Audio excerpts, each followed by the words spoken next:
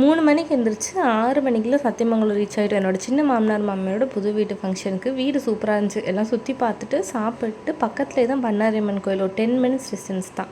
கடைசியாக அம்மா அப்பா கூட வந்தது ஒரு 7th ஸ்டாண்டர்ட் படிக்கிறப்போ. இப்போ தான் வந்திருந்தேன். பார்த்துட்டு சாமியெல்லாம் கும்பிட்டு திருப்பி வீட்டுக்கு வந்துட்டு போகிற வழியில் கொடிவேரி டேமுக்கு போயிருந்தோம். ரொம்ப நாள் ஆச்சு, ஃபேமிலியாக எல்லோரும் வந்திருந்தோம் அப்படின்னு போயிருந்தோம்.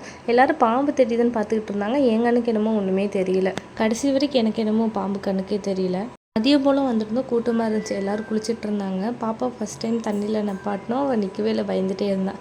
எல்லோரும் கொஞ்ச நேரம் தண்ணியில் விளையாடிட்டு மீன் சாப்பிடாம போனான். இப்படி ஆற்று மீன், பாறை மீனெல்லாம் வாங்கியிருந்தாங்க. பேரே எனக்கு என்னன்னு தெரியல. நான் அதிகமாக மீன் சாப்பிட மாட்டேன். அந்த ஃப்ரை மட்டும் வாங்கியிருந்தேன். இங்கே கொடுக்குற மசாலாவில் மட்டும் எப்படி இவ்வளோ டேஸ்ட் வருதுன்னே தெரியல. வீட்டில் என்ன போட்டு செஞ்சாலும் அந்த மாதிரி டேஸ்ட் வராது.